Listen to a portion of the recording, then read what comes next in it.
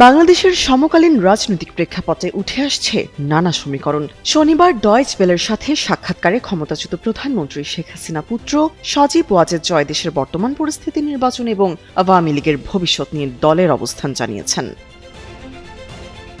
Deutsch ওয়েলের সাক্ষাৎকারে সজীব ওয়াজেদ জয় বলেন, যেখানে প্রধান রাজনৈতিক শক্তিগুলোকে প্রশাসনিক চাপে নির্বাচনের বাইরে রাখা হয়, সেখানে জনমতের প্রতিফলন ঘটা অসম্ভব বলে দাবি তার। শেখ হাসিনার রাজনীতিতে ফিরবেন কিনা সে বিষয়ে উপস্থাপকের প্রশ্নে জয় জানান, তিনি অনেক আগেই রাজনৈতিক অবসর চেয়েছিলেন। রাজনীতিতে ফেরা একান্তই শেখ হাসিনার ব্যক্তিগত সিদ্ধান্ত জানিয়ে তার রাজনীতিতে ফেরা নিয়ে সংশয় প্রকাশ করেন জয়। জানান, এই বিষয়ে হাসিনার উপর পারিবারিক কোনো চাপ নেই, তিনি ফিরলে নিজ সিদ্ধান্তেই ফিরবেন। এছাড়াও ব্যক্তিগতভাবে সরাসরি রাজনীতিতে নামার কোনো পরিকল্পনা নেই বলেও জানান জয়। বিসওয়াক্স আর ভিটামিন ই সমৃদ্ধ স্কোয়ারের ময়শ্চারাইজিং মেরি লিপ কেয়ার, এবার হাসুন প্রাণ খুলে।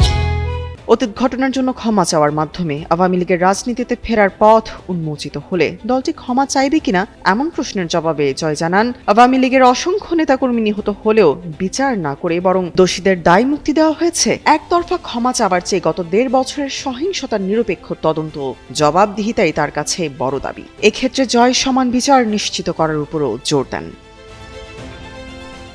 অন্যদিকে নির্বাচনে জয়ের পর বিএনপি চেয়ারম্যান তারেক রহমান এক সংবাদ সম্মেলনে আইনের শাসন প্রতিষ্ঠার মাধ্যমে সমস্যা সমাধানের আশ্বাস দিয়েছেন। শেখ হাসিনাকে দেশে ফেরানোর বিষয়ে তিনি সম্পূর্ণ আইনি প্রক্রিয়ার উপর নির্ভর করার কথাও জানান।